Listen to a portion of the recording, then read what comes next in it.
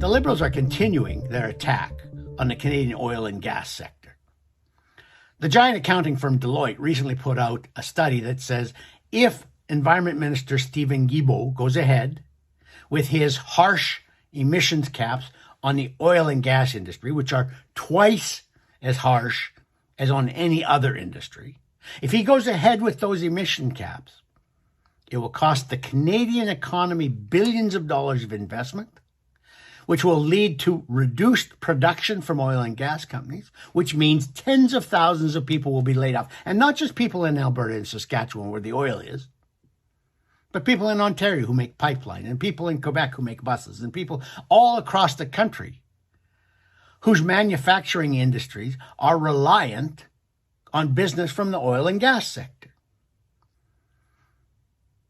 The Liberal government is quite content to put our economy in the tank for its environmental fairy tales, its environmental daydreams. And there isn't going to be any just transition. The Liberals have said, oh, don't worry that we're going to stifle the oil and gas industry, because there will be a brand new green alternate energy industry grow up with hundreds of thousands of new well-paying jobs. It's not happening. We aren't going to be able to switch from oil sands and oil drilling to erecting wind turbines and solar farms. It's just not going to work.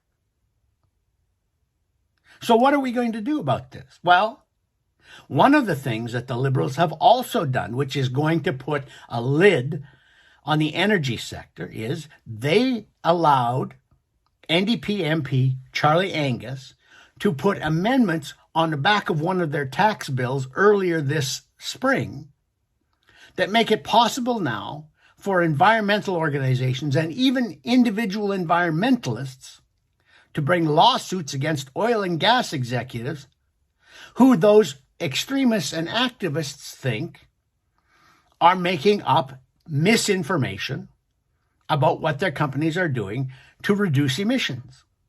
So if you're a company who have been investing a lot in carbon capture, but an environmentalist doesn't think carbon capture is a very good way to preserve the environment, they can hold you up in court for years. And there are lots of wealthy foundations, many of them from the United States, who will fund these kinds of lawfare lawsuits against oil and gas companies. So you're an activist environmentalist, and you decide you're going to bring a suit against a big oil company because they have an ad that says they've helped reduce their emissions 20% in the last 10 years, and you think that's misinformation. Well, thank you to the Liberal government for allowing those amendments to be added to one of their tax bills this year that makes that possible. You probably haven't heard about the Canadian Energy Centre. It was sometimes called the Oil and Gas War Room in Alberta. It was set up outside the provincial government to counter an awful lot of the environmental propaganda that goes out against the oil and gas industry.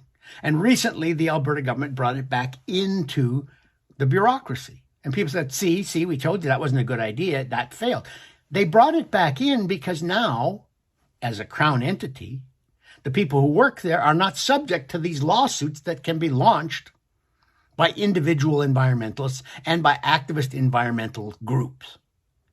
The Liberals do not want the oil and gas sector to survive in Canada, but they have no alternative.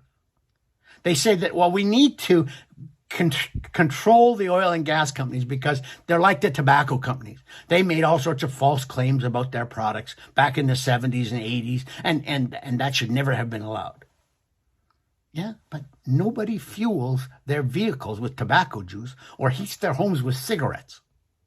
If you put the oil and gas business out of business, in the middle of a Canadian winter, you're going to be sitting in the dark, in the cold, in your home, maybe burning the legs off your furniture to keep warm.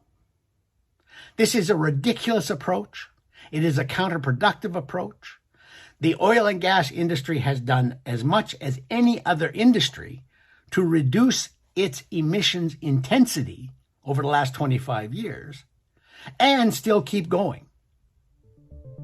But that's not good enough for the extremists who run the Liberal Party of Canada.